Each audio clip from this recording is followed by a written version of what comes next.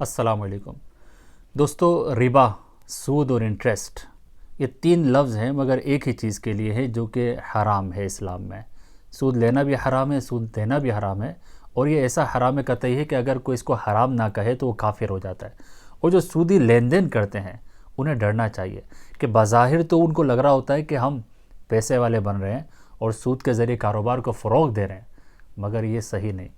کیونکہ اللہ سبحانہ وتعالی نے قرآن میں ارشاد فرما دیا سورۃ البقرہ میں، وَذَرُوا مَا بَقِيَ مِنَ الرِّبَا إِن كُنتُم مُؤْمِنِينَ فَإِن لَّمْ تَفْعَلُوا فَأْذَنُوا بِحَرْبٍ مِّنَ اللَّهِ وَرَسُولِهِ۔ اللہ تعالیٰ فرماتا ہے کہ جو سود باقی رہ گیا لوگوں کے پاس تمہارا، اس کو واپس نہ لو اگر ایماندار ہو، اور فرمایا اگر تم ایسا نہیں کرو گے تو اللہ اور اس کے رسول کی طرف سے اعلان جنگ ہے۔ دوستو، یہ دنیا کی لائف بہتر کرنے کے لیے، کاروبار کو ایکسپانڈ کرنے کے لیے، کچھ لگژری لائف اسٹائل کے لیے اگر سودی لین دین کیا، بظاہر تو ایسا لگ رہا ہوتا ہے کہ ترقی ہو رہی ہے، مگر یقین کریں اللہ کی طرف سے یہ اعلان ہے کہ اللہ اور اس کے رسول سے جنگ کر رہا ہے یہ بندہ۔ اور جب اللہ قادر مطلق ہے تو آپ نے دیکھا ہوگا بہت سارے سودی کاروبار کرنے والے کیسے ڈوبتے ہیں، تباہ ہو جاتے ہیں،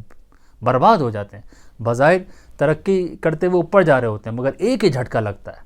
اور زمین بوس ہو جاتے ہیں۔ لہذا سود سے بچنا ہی چاہیے، سود لینا حرام ہے، اگر لیا ہے تو اللہ کے بارگاہ میں سچی توبہ کریں اور آئندہ اس سے بچنے کی کوشش کریں۔